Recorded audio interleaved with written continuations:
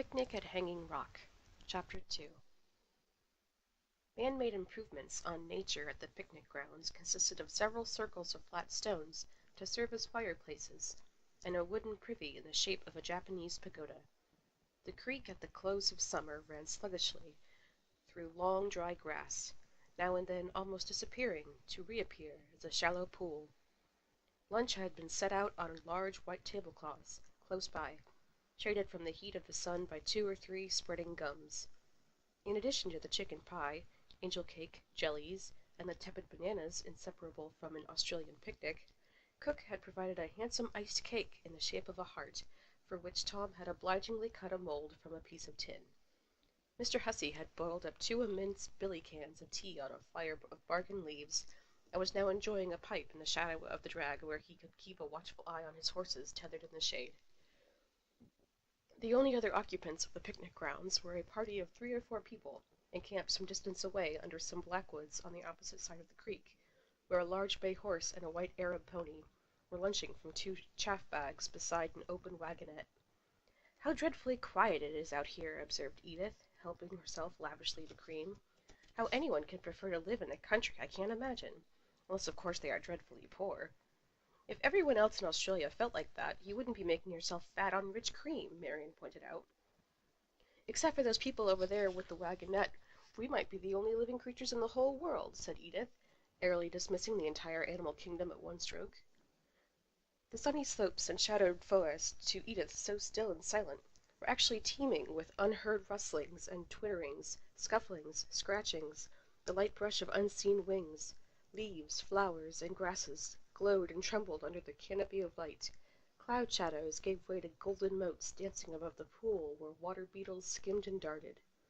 On the rocks and grass the diligent ants were crossing miniature Saharas of dry sand, jungles of seeding grass, and the never-ending task of collecting and storing food. Here, scattered about amongst the mountainous human shapes, were heaven-sent crumbs, caraway seeds, a shred of crystallized ginger, strange, exotic, but recognizably edible loot.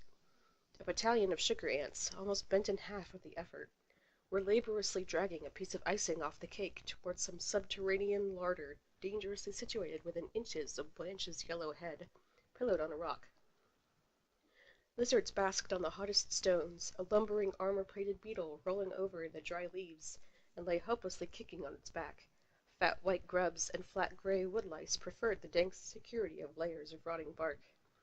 Torpid snakes lay coiled in their secret holes, awaiting the twilight hour when they would come sliding from hollow logs to drink at the creek, while in the hidden depths of the scrub the birds waited for the heat of the day to pass. Insulated from natural contacts with earth, air, and sunlight, by corsets pressing on the solar plexus, by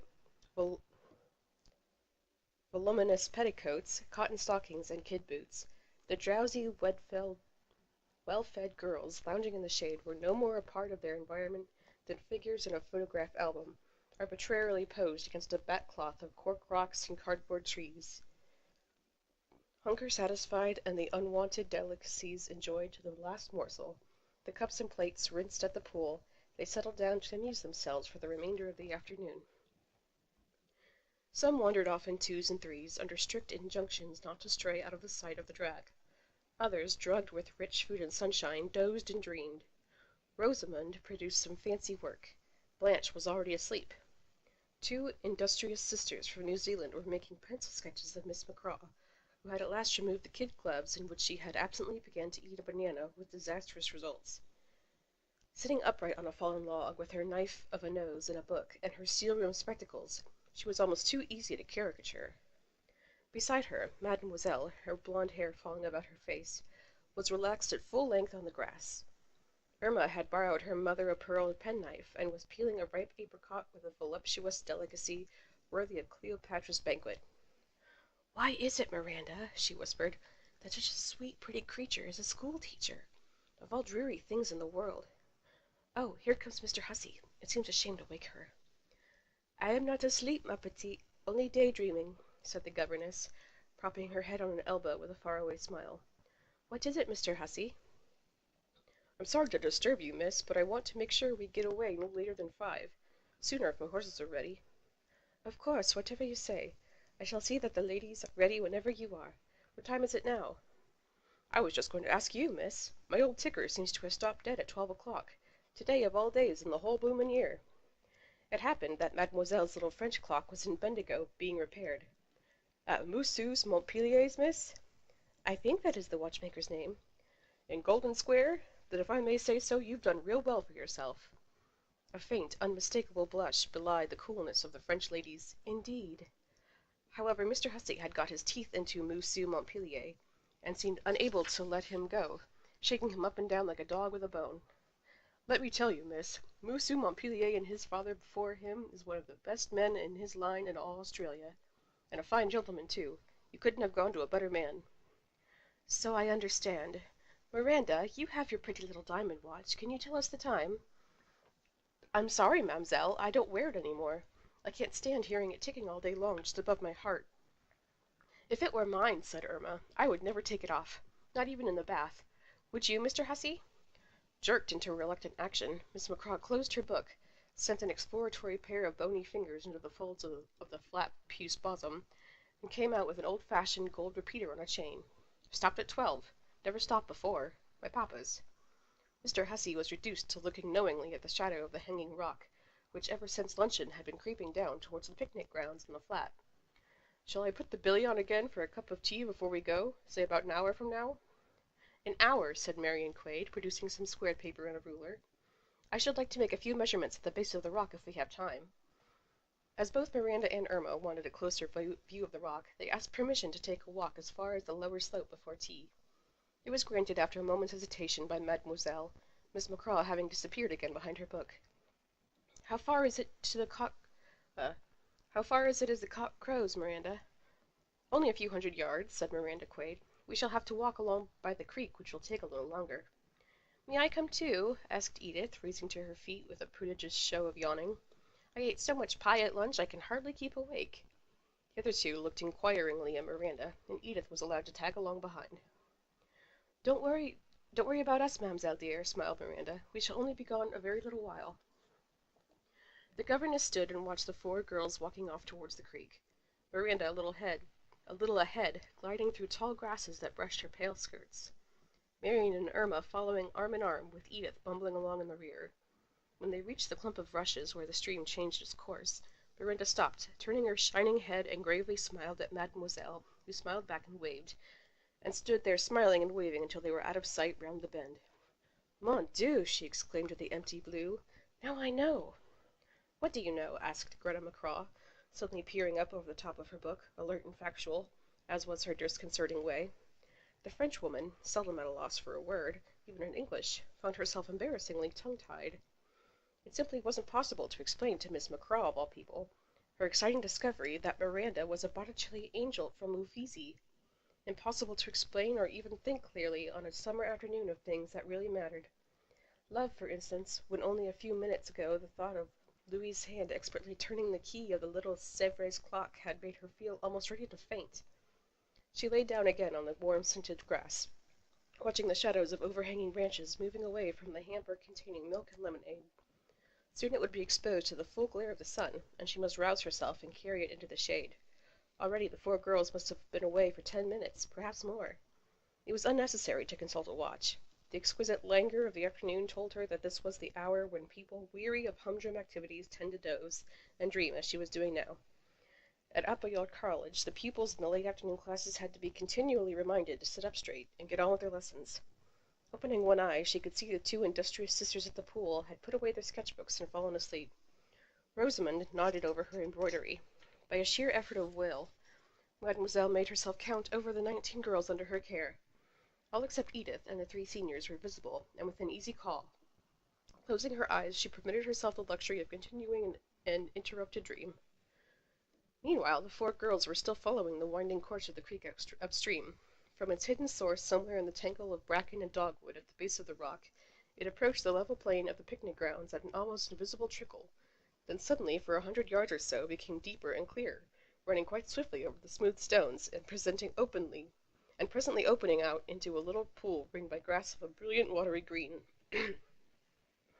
which no doubt had made this particular spot the choice of the party with the wagonette for their picnic.